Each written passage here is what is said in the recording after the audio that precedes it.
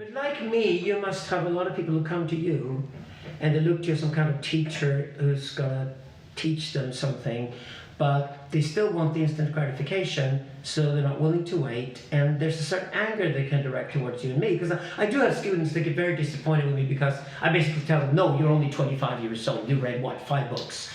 No, I read 10,000 books from the time I was your age, and I still didn't debut writing philosophy until I was 40. You can't do anything when you're 25. You're still going to be a student for many, many years. And they're so fostered today with a culture of instant gratification around them that they can't wait. They cannot wait, and they therefore often direct the anger against the teacher. Have you experienced that too? I mean, you've obviously got a lot of students like me who are very grateful to what they achieve together with you, but you must also realize, you must also notice that there are students coming through the door who still look for instant gratification in you.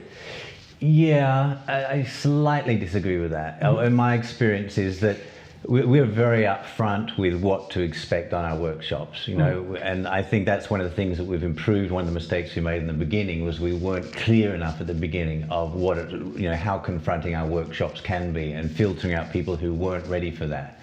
But I think nowadays we're much stronger at making it very clear, like, this is a risky workshop, this is going to confront your boundaries, this is going to take you to your edge.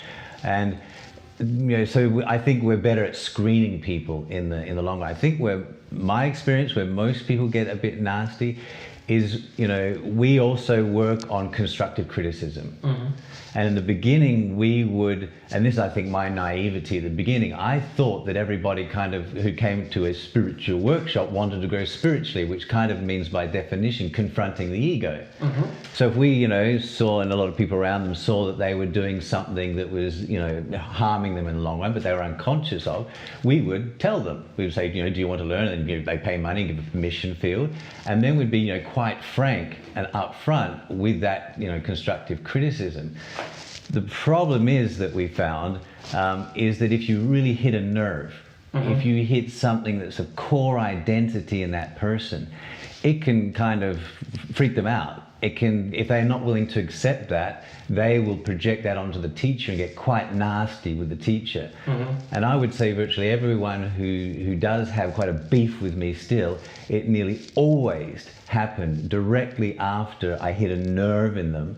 And then what they do is they use a very kind of politically sensitive point like sex, and then they relate to, oh, they're also sexual, they forced me to do that, they forced me to do this sexual thing against my will, and they use sex sort of as a very politically sensitive weapon. Yeah. But it does actually probably more, I would say, come back to the ego confronting stuff we did. So in the beginning we would give them the feedback, and then we found like 70% of people would grow greatly from that, and 30% would get really nasty, or where they would disappear, we'd never see them again.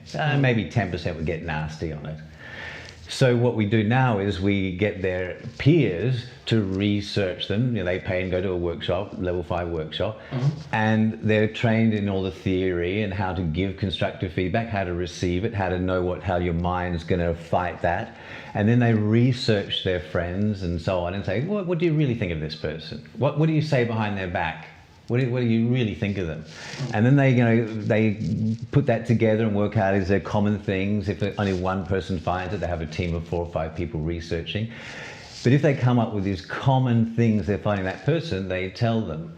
And we just stand back and facilitate, and we don't really do any kind of text. So we just give the theory and the structure and then leave it to them. And that's much more sustainable, much safer, so we don't get this backlash. Because we are actually now confronted with people who grew up online. And the problem with the online world is, of course, if you write something on Facebook, you can get a like or you don't get a comment at all. Right. But you don't see the non-comment. Right. You only see the likes. Right. So you get like hundreds of likes. You think everybody loves you and approves of what you just said. Right. But actually people who disapprove of what you said don't have a way of showing that. Yeah. And for example, if you go to Tinder, you also just swipe away the pictures you don't like, people you don't want to see, and they don't even know it. Right. So it's like we're moving into an era, at least for now, in the online world, where people are in a sort of limbo that they never get the constructive criticism for these technologies. Exactly. They never get them, so they get so used to only getting positive feedback and nothing else. Right. But that kind of creates a really eerie feeling in them, because it's like that we're actually born to take and receive constructive criticism, otherwise we can't grow. Right. So when we work, both you and I work with spirituality, and we work with, I do men's work, for example, and it's the same problem there. A lot of the young men come in and they want the instant gratification, they want the instant rewards. Whenever they do something, they want to immediately know that they've improved on something. But when it comes to the constructive criticism, they find that really hard to take because they've never experienced it. Right. It's like there's both something inside of them that's dying to get it so they can finally grow. But at the same time, they're so unused to it. It's just like, it's like you have to put on the silk gloves or something to actually prepare them for it. Because if you actually straightforward just tell them, which to me is real friendship and real care about somebody, is to just tell them straightforward, this is my honest opinion about you or your behavior or the pattern you're on or whatever, or something you could work on. But they're not used to it at all. No. So it must be shock to them to come into, say, an environment like the TNT or the men's work that we do, and actually find teachers like us that are more like, we save a lot of time but just be more straightforward. And after all, at the end of the day, it's only the teacher's opinion. You're still allowed to have your own opinion. You're still allowed to disagree if you like. Yeah. But you will grow because you get constructive criticism. Right.